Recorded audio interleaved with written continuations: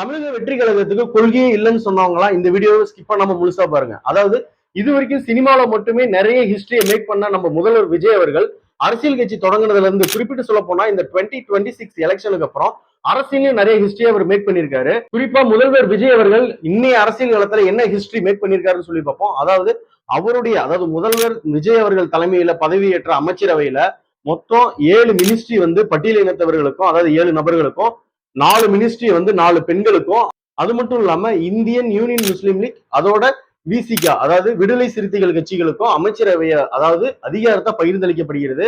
தமிழக வெற்றி கழகத்துக்கு எந்த ஒரு கொள்கையும் கிடையாதுன்னு சொன்ன கூட்டம் தான் இன்னைக்கு தமிழக வெற்றி கழகத்தின் தலைவர் விஜய் அவர்கள் தலைமையில் அமைஞ்ச அமைச்சரவைய வியந்து எல்லாருமே பார்த்துட்டு இருக்காங்க. ஏன்னு சொல்லி பாத்தீங்கன்னா, தமிழக வெற்றி கழகத்தின் கொள்கை தலைவர்களான வீரமங்கை வேலு நாச்சியார் மற்றும் அஞ்சலை அம்மாள் அவர்களை வழியில் 4 பெண்களுக்கு அமைச்சரவையிலும், அதோடு மட்டும் இல்லாம பெரியார் மற்றும் அண்ணல் அம்பேத்கர் அவர்களின் கொள்கையிலும் ஒன்றான சமூக நீதி, அந்த சமூக நீதியின் அடிப்படையான ஒரு விஷயம் பிரதிநிதித்துவம், அதாவது அனைத்து தரப்பட்ட மக்களுக்கும் அரசியல் அதிகாரத்தை பகிர்ந்தளிப்பது என்பதே அதனுடைய அடிப்படை நோக்கமாகும்.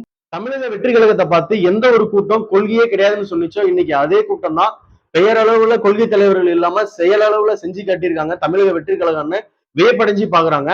உங்களுடைய கருத்துக்களை கமெண்ட்ஸ்ல சொல்லுங்க. தேங்க்யூ.